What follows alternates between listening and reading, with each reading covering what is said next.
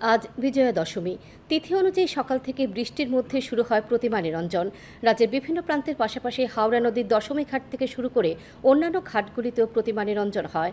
হাওড়া নদীর দশমী ঘাটে পুর নিগম এবং আরক্ষা প্রশাসনের পাশাপাশি চূড়ান্ত প্রস্তুতি রয়েছে এনডিআরএফ-এর।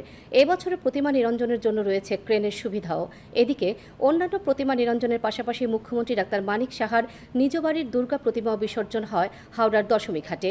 নিরঞ্জনে উপস্থিত ছিলেন মুখ্যমন্ত্রী ও তার পরিবার সহ অন্যান্য আত্মীয় পরিজন এবং মেয়র দীপক মজুমদারও।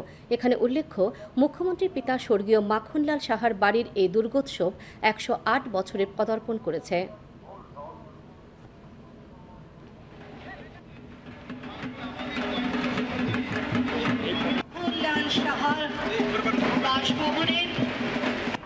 উৎসবে তো আমরা সবাই খুশি, সমস্ত ত্রিপুরাবাসী থেকে শুরু করে সারা ভারতবাসী খুশি।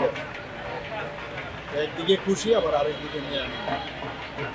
আবার সামনের বছর আবার আর এক বছরে যে শুভ শক্তিকে উনি প্রতিষ্ঠিত করে গেছেন, সেটা থেকে বাইক বিষয় নিয়ে আমরা আগামী দিন সবাই যেন সুখ শান্তিতে আমরা থাকতে পারি।